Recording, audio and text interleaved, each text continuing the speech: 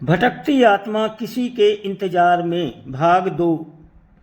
वो कभी कभी कुछ ऐसे खेल कर जाती है कि खिलौना टूटकर बिखर जाता है या उसकी दृश्यता अदृश्यता में परिणित हो जाती है। जी हाँ, परिणीता बनने से पहले ही उस शक्ति ने कुछ ऐसा ही खेल खेला नैन्सी के साथ। ऐसा खेल जो नैन्सी के जीवन में ऐसा भूचाल ला दिया कि वो सदा सदा के लिए अदृश्यता में दृश्य बन गई। हुआ ये था कि सूरज सीमा पर आतंकी गतिविधियों का शिकार हो गया था और उसकी लाश भी शायद आतंकी उठाकर ले गए थे। सेना के कई जवान अधिकारी गायब हो गए थे और 15-20 दिन तक खोज करने के बाद भी जब उनका अता पता नहीं मिला तो सेना ने ये मान लिया था कि वे आतंक की भेंट चढ़ गए। नैन्सी, वही नैन्सी जो पहले एक हिरणी की तरह कुलाचे भरती रहती थी, अब एक मूर्ति बनकर रह गई थी। खाना पीना सब कुछ त्याग दिया था उसने। गांव वालों ने रमेशर काका से उसे बहुत समझाया, पर सब कुछ समझकर भी वो एक माँ ना समझ बनी रही। सूनी आंखों की राह निहारती रही।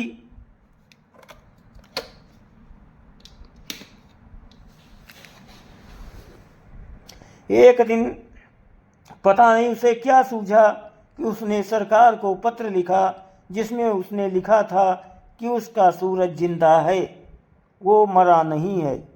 फिर से अभियान चलाकर उसकी नई सिरे से खोज की जाए, वो जरूर मिल जाएगा।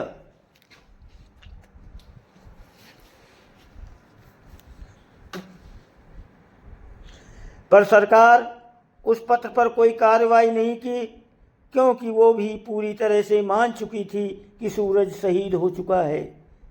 अब नैन्सी के पास खुद कुछ करने के सिवाय और कोई चारा नहीं था। वो हर हालत में सूरज को पाना चाहती थी और उसका दिल ये मानने को कतई तैयार नहीं था कि सूरज अब नहीं रहा, क्योंकि वो एक दिन रमेशर काका से भी कह रही थी कि काका, अगर सूरज नहीं रहा तो मुझे इसका एहसास क्यों नहीं हुआ। काका, हम दो जिस्म पर एक जान हैं, अगर उसे कुछ हुआ होता तो मुझे ज़रूर पता चलता। पर सात्विक समर्पित प्रेम को समझना सबके बस की बात नहीं होती। रमेशर काका ने इसे नैन्सी का सूरज के प्रति दीवानगी, पागलपन ना समझा और बस उसे सांत्वना देकर रह गए। लगभग 1 महीना बीत गया।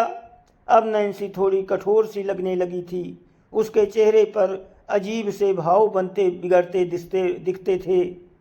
लोगों को लगता था कि वो थोड़ी सी बावली हो गई है। एक दिन सुबह जब रमेशर काका खेतों से लौटकर घर वापस आए तो नैन्सी घर में न दिखी। दरअसल नैन्सी तो सूरज की खोज में निकल गई थी। नैन्सी के जाने के लगभग 14-15 दिनों बाद एक ऐसी घटना घटी जो रमेशर काका और गांव वालों के लिए बहुत ही हृदय विदारक थी। इस घटना ने पूरे गांव को स्तब्ध तो कर ही दिया था, पर पूरे गांव वाले क्या, जो भी इस घटना को सुनता नैन्सी के कारनामे के आगे नतमस्तक हो जाता।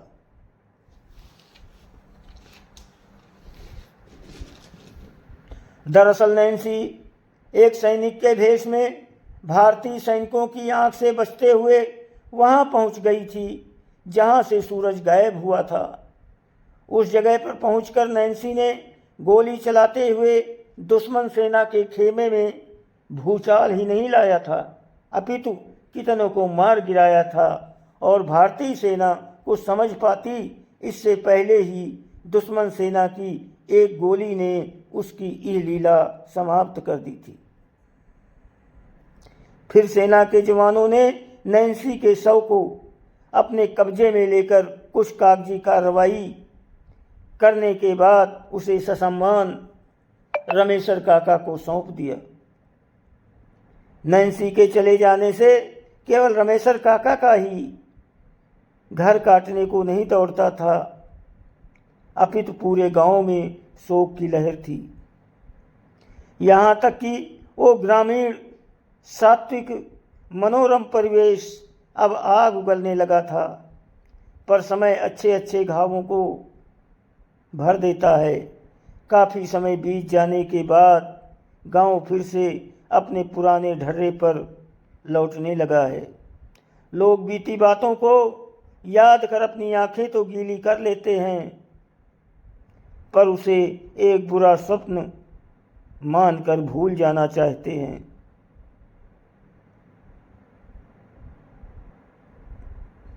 एक दिन सुबह सुबह रमेशर काका खेतों से लौट कर आए तो क्या देखते हैं, घर में किसी के पायल की आवाज़ सुनाई दे रही है। उन्हें बहुत ही कौतूहल हुआ, पर जब वे घर में घुसे तो चूल्हा जलता देख उनके सर की लकीरों के साथ ही पसीने भी उभर आए। जो कुछ हो रहा था वो अजीब था और रमेशर काका कुछ समझ नहीं पा रहे थे। तभी उन्हें एक आवाज़ ने विस्मित कर दिया।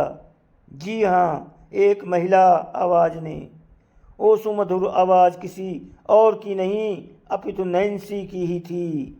वो आहिस्ते से बोल रही थी, बाबूजी डरिए नहीं, मैं हूँ, मैं नैन्सी। मैं वापस लौट आई हूँ और बहुत ही जल्द सूरज को भी वापस लाऊंगी। रमेशर काका के पैर पीछे की ओर मुड़ गए। वे तेजी से घर से बाहर निकले और घर से बाहर निकले ही चिल्लाने लगे। उनकी चिल्लाहट सुनकर गांव के काफ़ी लोग एकत्र हो गए। फिर उन्होंने लोगों के पूछने पर उंगली से घर की ओर इशारा करते हुए कपकपाई आवाज़ में कहा कि वो लौट आई है।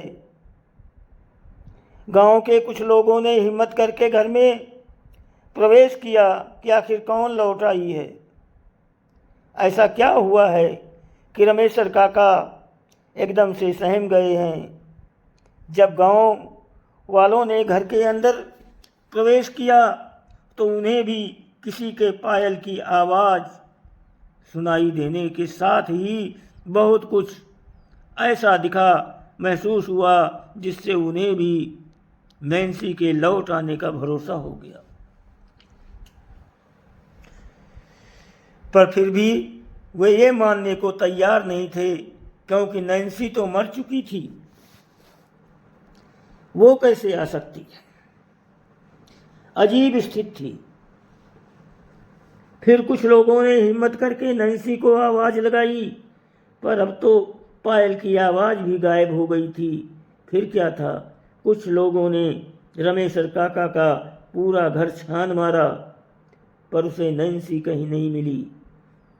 अब तो गांव वाले पूरी तरह से डर गए थे।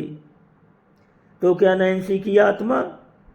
खैर, उस दिन गांव वालों ने दोपहर में मंदिर पर एकत्र होकर इस पर चर्चा करनी शुरू कर दी। आखिर अगर नैन्सी की आत्मा वापस आ गई है तो अब क्या करना चाहिए? कहीं ऐसा ना हो कि वो हम गांव वालों को परेशान करे। गांव के बड़े बुजुर्ग अभी यही सोच रहे थे, तभी एक हल्की सी आंधी उठी। कोई कुछ समझ पाता इससे पहले ही मंदिर का बड़ा घंटा अपने आप बजने लगा। सब लोग सहम कर बैठ गए। किसी को कुछ भी समझ में नहीं आ रहा था। तभी घंटे की आवाज़ धीमी होने लगी और एक अदृश्य महिला आवाज़ गूंजने लगी, हाँ, मैं नैन्सी हूँ, नैन्सी, मैं वापस लौट आई हूँ। और जब तक सूरज को लाकर रमेशर काका को सौंप नहीं देती, मैं यहाँ से नहीं जाऊँगी। पर हाँ, मैं ये भी वादा करती हूँ कि मेरे कारण गांव के किसी का भी कोई बुरा नहीं होगा। मैं बहू हूँ इस गांव की और सदा अपने संबंध को निभाती रहूँगी।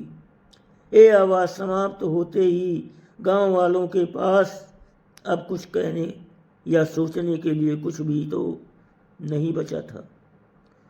उन्हें अदृश्यता में दृश्यता का भान हो चुका था। सभी लोग अपने अपने घरों को जा चुके थे। दूसरे दिन से प्रतिदिन सुबह सुबह एक अदृश्य आत्मा गांव में घूम घूम कर लोगों को सजग करती नजर आने लगी। उसके होने का एहसास तो सबको हो रहा था, पर उसकी अदृश्यता एक अबूझ पहेली बनी हुई थी।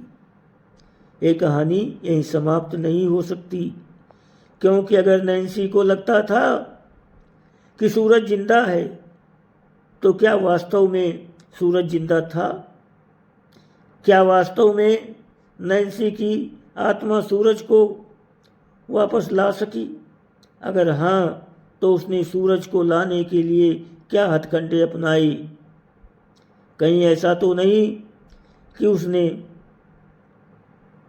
आतंक की हद तक जाकर आतंकियों को ही तो आतंक में जीने पर मजबूर कर दिया? बहुत कुछ है जानने को, सोचने को। मैं भी सोचता हूँ, आप भी सोचें। फिर मिलते हैं एक नई कहानी के साथ, जो शायद इस कहानी से ही जुड़ी हो, इसका ही अगला भाग हो। दोस्तों, वीडियो को लाइक और सब्सक्राइब ज़रूर करें। आपकी बहुत मेहरबानी होगी। आप लोग बराबर मेरे साथ बने रहें। 2 सेकंड में लाइक सब्सक्राइब करके। आपको बहुत